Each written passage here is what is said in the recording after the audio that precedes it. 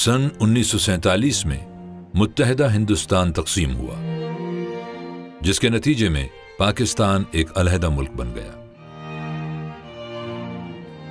तकसीम के साथ ही भारत ने कई आजाद रियासतों पर कब्जा कर लिया, जैसे कि जम्मू कश्मीर, हैदराबाद, दक्कन और जूनागढ़।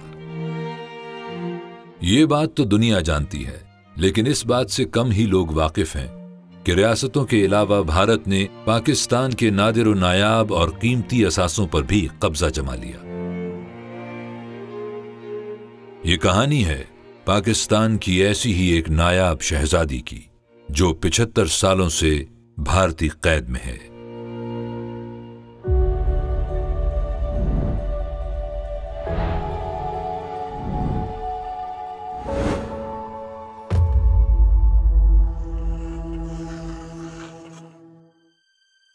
हिंदुस्तान पर बरतानवी राज के दौरान आर्कियोलॉजिस्ट सर जॉन मार्शल ने सन 1920 में मशरकी पंजाब में कदीम तहजीब को तलाश करने के लिए खुदाई का आगाज किया।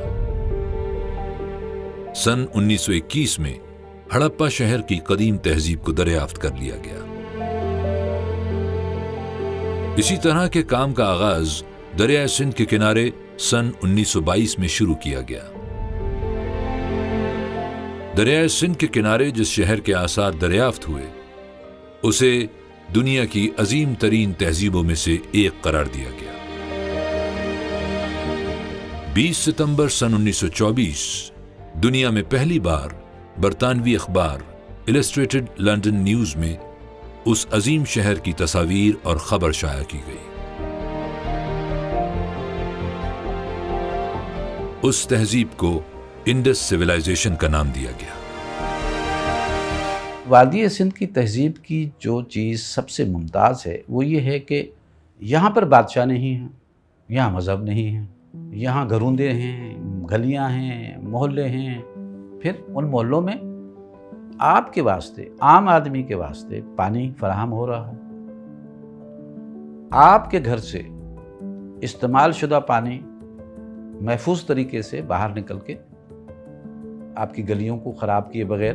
तो ये जो तहजीब है, इसकी यही एक ख़ास चीज़ जो है वो इस तहजीब को दूसरी तहजीबों से मुमताज़ करती है। जो इल्म मैंने हासिल किया रिसर्च से, तो मुझे ये पता चला कि आर्टिस्ट्स जो थे, फनकार जो थे, उनकी बहुत अहमियत थी और उनका स्टेटस जो था उस ज़माने में माशरे में वो बहुत हाई था।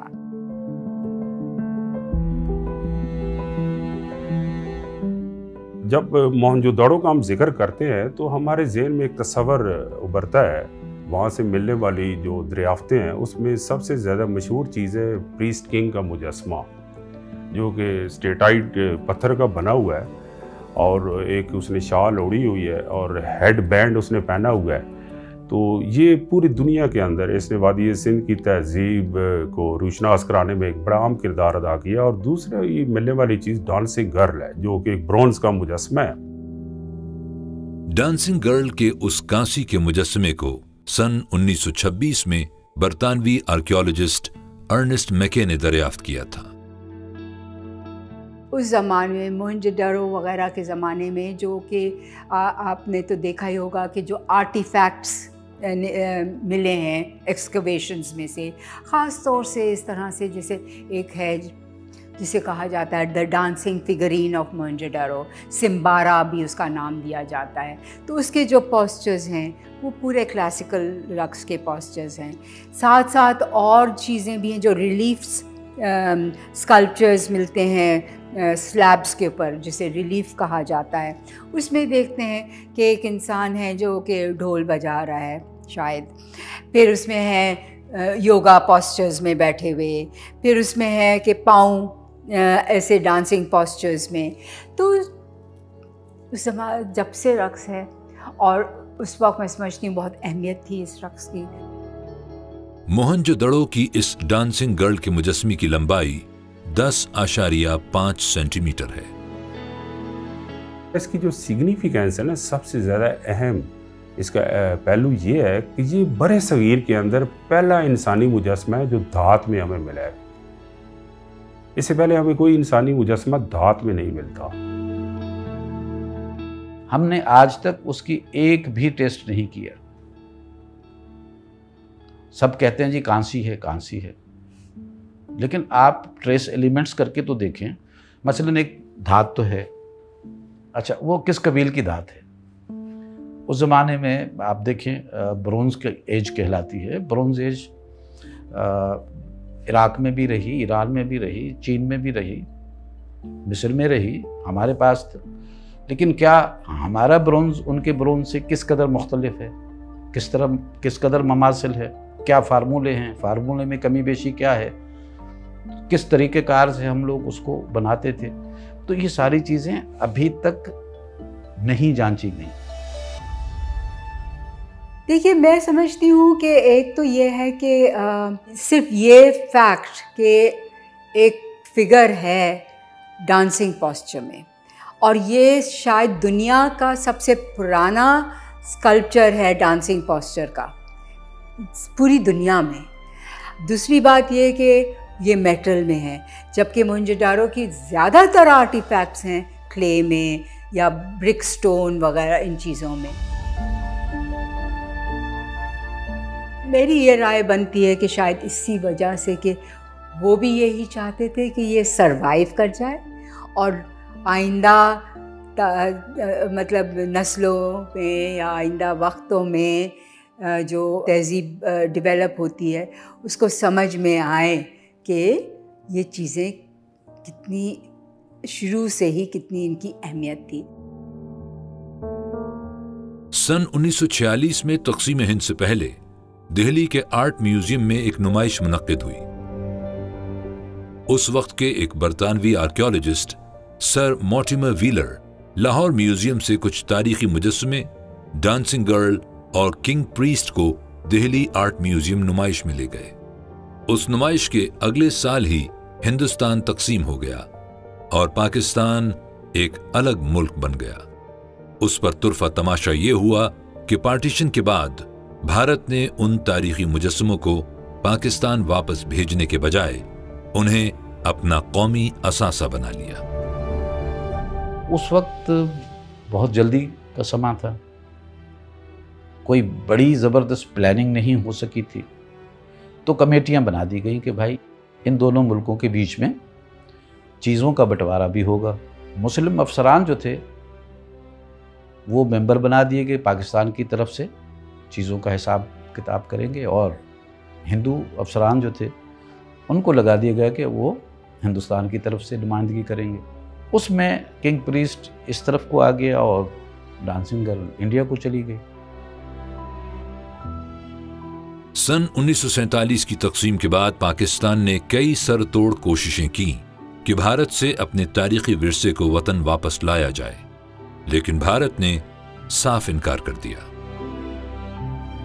16 اگست سن 2020 میں دی نیوز پاکستان نے ایک آرٹیکل موہنجو-دڑو اسٹل این انگما شائع کیا.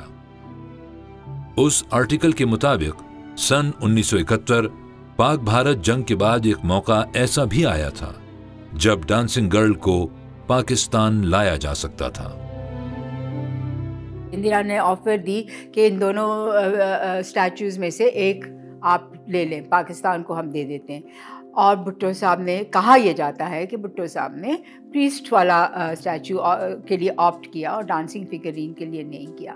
میں سمجھتی ہوں کہ ڈانسنگ فگرین جو ہے، دیکھیے پریسٹ کا بھی تو اسٹیچو بہت اہم ہے، مگر ڈانسنگ فگرین جو ہے وہ اگر یونیسکو کے حساب سے بھی دیکھا جائے دنیا بھر میں یہ ایک سب سے پرانی ڈانسنگ آرٹیفیکٹ ہے. اور اس کو اگر آپ ڈینائی کرتے ہیں تو وہ پوری جو میں آرگیومنٹ دے رہی ہوں کہ آپ ڈینائی کر رہے ہیں کہ رقص کا کوئی تعلق اس سرزمین سے نہیں ہے، تو یہ سوچ اس سے لنک کرتی ہے کہ، اور میں سمجھتی ہوں کہ کوئی بھی انسانیت، کوئی بھی قوم، کوئی بھی تہذیب جو کہ رقص نہیں کرتی ہے، جس کے پاس موسیقی نہیں ہے، وہ ایک ڈیڈ قوم ہوتی ہے. दी न्यूज के आर्टिकल को हकीकत मान भी लिया जाए और ये बात सच मान ली जाए कि जुल्फिकार अली भुट्टो ने डांसिंग गर्ल की जगह किंग प्रीस्ट के मुजस्मे का इंतखाब किया था, तब भी पाकिस्तान के कीमती असासों को पाकिस्तान के हवाले न करना उस वक्त की भारतीय वजीर आजम इंदिरा गांधी की खुली जारहियत थी।